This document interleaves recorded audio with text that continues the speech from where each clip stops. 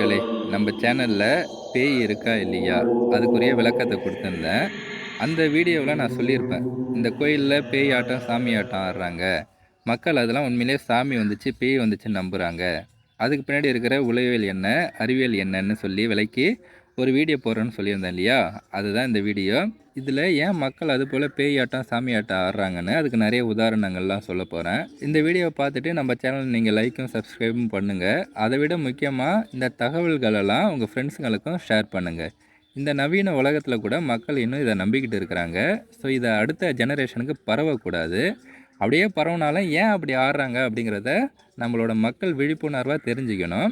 அதுக்கு உங்களோட உதவி கொஞ்சம் தேவைப்படுது. அதனால இத கொஞ்சம் நீங்க மத்தவங்களுக்கும் சொல்லிக் குடுங்க. உங்களுக்கு பிடிச்சிருந்தா நான் சொல்ற இந்த கருத்துக்கள் எல்லாம் உண்மைன்னு உங்களுக்கு தோணுச்சுன்னா மட்டும் சொல்லுங்க. இல்லன்னா வேணாம். நம்ம ஊர்ல இந்த திருவிழா நடக்கக்குள்ள பார்த்தீங்கன்னா, இந்த பால் குடம் எடுக்கிறது, தீச்சட்டி எடுக்கிற அந்த வழக்கம்லாம் இருக்கும்.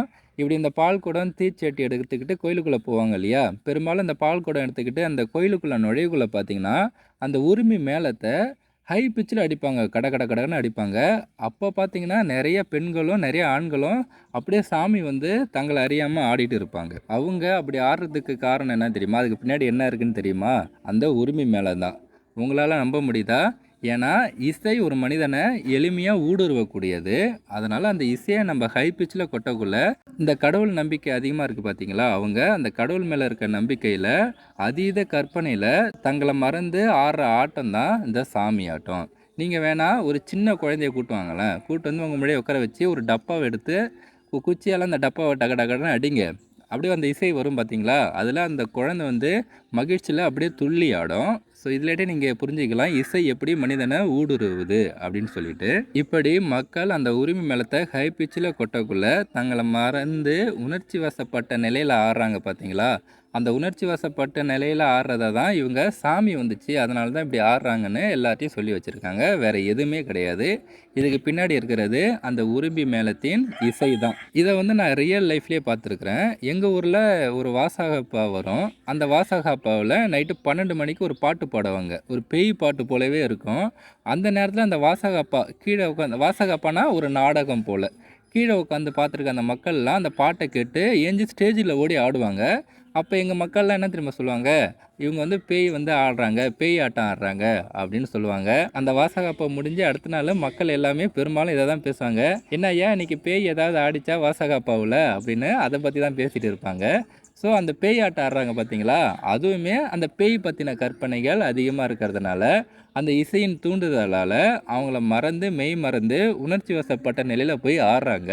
அதுக்கு பின்னாடி இருக்கிறதும் அந்த இசை தான், பேய் பத்தின கற்பனை தான். ஸோ அதில உணர்ச்சி வசப்பட்டு இவங்க ஆடுறாங்க. அத இவங்க பேய் ஆட்டம்னு சொல்லி வச்சிருக்காங்க. வேற எதுவுமே கிடையாது. இதுக்கு பின்னாடி இசையும், உணர்ச்சி வசப்பட்ட அந்த நிலையும் தான் இருக்குது. அத மக்கள் தெளிவா புரிஞ்சுக்கிங்க. அதனால தான் நான் வீடியோலயே சொன்னேன், பேய்லாம் எதுவும் கிடையாது அப்படின்னு சொன்னேன். ஸோ இதெல்லாம் சில பேர் உங்களுக்கு உதாரணமா சொல்லுவாங்க. "இங்க பாரு இதா ஓடி ஆடுறாங்க பார்த்தியா? இதோ இப்பலாம் பேய் ஆடுது பாரு. நீயே நேரா பாரு. உன் கண்ணால பாரு. இதா பேய் ஆடுது பாரும்பாங்க." ஸோ அதுக்கு பின்னாடி இருக்கிற அறிவியல நீங்க சொல்லிக் குடுங்க. எனக்கு சின்ன வயசுல இந்த வாசகப்பாவுக்கு போறதுக்கே பயமா இருக்கும். ஏன்னா, நம்மளும் போய் பேய் ஆட்டம் ஆடிடுவோமோ அப்படிங்கிற பயத்திலே இருப்பேன். ஸோ உங்களுக்கு இது போல பேய் ஆட்டம், சாமி ஆட்டம் ஆடிடணும் அப்படின்னு நீங்க நெனச்சீங்கன்னா, அதுலேட்டு ஈஸியா வெளில வரதுக்கு ஒரு வழி இருக்குது. இது போல மத்தளம்லாம் இசைக்கிறாங்க, உரிமை மேளத்தலாம் அடிக்கிறாங்க, ரொம்ப சத்தமா பாட்டு பாடுறாங்க. அப்போ உங்களுக்கு உணர்ச்சி வசப்பட்ட நிலையில நீங்க வர்ற மாரி இருந்துச்சுன்னா, உடனே உங்க காதுகள மூடிக்கிங்க. இல்லன்னா பக்கத்துல யாராவது உங்க ஃப்ரெண்ட்ஸுங்க இருந்தாங்கன்னா, அவங்க கிட்ட பேசுங்க. ஆக்சுவலா நீங்க என்ன பண்ணணும்னா, உங்களோட கவனத்த திசை திருப்புனா மட்டும் போதும். இல்லன்னா நீங்க அந்த இடத்திலேயே இருக்காதீங்க. ரொம்ப உங்களால கண்ட்ரோல் பண்ண முடியலன்னா, அந்த இடத்துல இருக்காம வெளியில வந்து ஃப்ரீயா காத்து வாங்கிட்டு, சும்மா கொஞ்சம் தண்ணி குடிச்சிட்டு, அப்படியே ரிலாக்ஸ் பண்ணுங்க. அந்த உணர்ச்சி வசப்பட்ட நிலையெல்லாம் உங்கள விட்டு போயிடும். ஸோ இப்படி நீங்க எளிமையா அதிலேட்டு தப்பிச்சுக்கலாம். எனக்கு இப்ப இந்த விஷயம் தெரிஞ்சதுலேட்டு எங்க வாசகாப்பலாம் போனோம்னு வச்சுக்கங்களேன், எனக்கே உணர்ச்சி வசப்பட்ட நிலை வருது அப்படின்னாக்கா, உடனே அந்த இடத்த விட்டு வெளில வந்துருவேன். வீட்டுக்கு வந்துருவேன். வீட்டுக்கு வந்து நான் பாட்டுக்கு படுத்து தூங்கிடுவேன். ஸோ இப்படி நான் வந்து என் கவனத்த திசை திருப்புவேன். நீ சொல்றது உண்மையா? நாங்க எப்படி நம்புறது? இதுக்கு ஏதாவது உதாரணம் இருக்கான்னு கேட்டீங்கன்னா, நீங்க இந்த சாமி ஆட்டம், பேய் ஆட்டம் ஆடுறவங்களே நீங்க கவனிச்சு பாருங்களேன். அவங்க எல்லா இடத்துலயுமே சாமி ஆட்டம், பேய் ஆட்டம் டெய்லியும் ஆடிக்கிட்டே இருக்க மாட்டாங்க. எப்போ குறிப்பா ஆடுவாங்கன்னு நீங்க நோட் பண்ணி பார்த்தீங்கன்னா, இது போல திருவிழா டைம்ல இந்த இசை இசைக்கக்குள்ள தான் அவங்க சாமி ஆட்டம், பேய் ஆட்டம் ஆடுவாங்க. நீங்க வேணா நல்லா கவனிச்சு பாருங்க.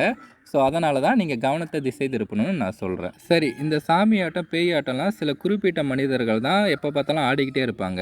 அப்படி ஏன் சில குறிப்பிட்ட மனிதர்கள் மட்டும் இந்த சாமி ஆட்டம் ஆடுறாங்க அப்படின்னு பார்த்தீங்கன்னா, அவங்க இந்த சமூகத்தால புறக்கணிக்கப்பட்டவர்களா இருப்பாங்க. பெரியவர்களால புறக்கணிக்கப்பட்டவர்களா, வீட்டுக்குள்ளேயே முடங்கி கிடக்கிறவங்களா இருப்பாங்க. அதாவது சமூக பழக்கம் அதிகம் இல்லாதவங்களா இருப்பாங்க. ஸோ, அப்படிப்பட்ட மக்கள் தான் அதிகமா இந்த சாமி ஆட்டம் ஆடுறவங்க. பெரும்பாலும் இத வீட்டுக்குள்ளேயே முடங்கி கிடக்குறாங்க பார்த்தீங்களா பெண்கள். அவங்களோட வலிகளையும், வேதனைகளையும் சொல்ல முடியாம வீட்டுக்குள்ளேயே முடங்கி கிடக்குறாங்க. ஸோ, அப்படிப்பட்ட பெண்கள் தான் இதில அதிக அளவு சாமி ஆட்டம் ஆடுறாங்க. ஏன்னா, சமூக பழக்கம் வந்து ஒவ்வொரு மனிதனுக்கும் அடிப்படை தேவையா இருக்குது. இத இழக்கும்போது அவங்க மூளை வந்து செய்யற இந்த கவன ஈர்ப்பு தீர்மானம் தான் சாமி ஆடுதல். அப்படி அவங்க சாமி ஆடக்குள்ள தான் மத்தவங்க போய் அவங்கள கவனிச்சு, "சொல்லு அத்தா உனக்கு என்ன குறை வச்சோம்?" அப்படின்னு கேட்குறாங்க. அப்ப அந்த மூளை என்ன நினைக்குது? ஓ! நம்ம இப்படி சாமி ஆடுனா மத்தவங்கலாம் நம்மள்ட்ட வந்து பேசுறாங்க. நம்மள வந்து என்ன வேணும்னு கேட்குறாங்க அப்படின்னு மறுபடியும் மறுபடியும் இது போல கோயில் திருவிழாக்கெல்லாம் வரக்குள்ள இத அவங்க வந்து கன்டினியூஸா செய்யவும் ஆரம்பிக்கிறாங்க. இப்ப மக்கள் மட்டும் அவங்கள வந்து கண்டுக்காம விட்டுட்டாங்க. இப்ப இந்த உரிமை மேலலாம் கொட்டக்குள்ள சாமி ஆடுறாங்க பார்த்தீங்களா? சரி எங்கேயாவது ஆடிட்டு போட்டும் அப்படின்ட்டு அவங்கள கண்டுக்காம விட்டுட்டாங்கன்னா, குறிப்பிட்ட கால இடைவெளியில அவங்க சாமி ஆட்டத்தையே விட்டுடுவாங்க. ஏன்னா யாரையுமே கண்டுக்க மாட்டேங்கிறாங்க அப்படின்னு மூளை அத செய்யாம விட்டுடும். ஆனா நம்ம மக்கள் அப்பதான் போய் ரொம்ப கவனிச்சு, "உனக்கு என்ன வேணும்னு சொல்லு, என்ன குறை வச்சோன்னு சொல்லு, நாங்க என்ன செய்யணும்னு" கேட்கக்குள்ள தான், "ஆ இப்ப நம்ம நல்லா கவனிக்கப்படுறோம்" அப்படின்னு சொல்லிட்டு மறுபடியும் மறுபடியும் அவங்க அந்த சாமி ஆட்டத்த ஆடிக்கிட்டே இருக்கிறாங்க. இந்த சாமி ஆட்டம் ஆடக்குள்ள, அந்த சாமி ஆட்டம் ஆடுறாங்க பார்த்தீங்களா, அவங்க என்ன நிலையில இருப்பாங்க, என்ன கற்பனையில இருப்பாங்கன்னு பார்த்தீங்கன்னா, அவங்க இந்த கடவுள் பத்தின கற்பனையே உருவாக்கி வச்சிருக்காங்க பார்த்தீங்களா, "நம்பக்குள்ள கடவுளே வந்துட்டாரு" அப்படின்னே அவங்களுக்கு தோணுமாம். "நம்பளுக்குள்ள கடவுள் தான் ஆடிட்டு இருக்காரு. அவங்க இந்த கடவுள தான் இந்த மக்கள் வணங்குறாங்க" அப்படின்னு அத பெருமையா செய்வாங்களாம். இத வந்து உளவியல்ல ஸ்ப்ளிட் பர்சனாலிட்டி அப்புறம் மல்டிபிள் பர்சனாலிட்டி டிஸார்டர்னு சொல்லுவாங்க. இன்னும் குறிப்பா சொல்லப்போனா இந்த சாமி ஆடுறது ஒரு மனவியாதி. இது ஆட்டோ ஹிப்னாசிஸ் அப்படிங்கிற மனநோய் வகையை சேர்ந்ததுன்னு சொல்றாங்க. இந்த ஆட்டோ ஹிப்னாசிஸ் இருக்கிறவங்க என்ன பண்ணுவாங்கன்னா, தங்களுக்கும் கடவுளுக்கும் தொடர்பு இருக்குது. கடவுள் தங்களோட பேசுறாரு. சாமியா தங்க உடல்ல புகுந்து மக்களுக்கெல்லாம் அருள் புரிறாரு அப்படின்னு தங்களுக்கு தாங்களே ஆழ்ந்த நம்பிக்கையை உருவாக்கிடுவாங்களாம்.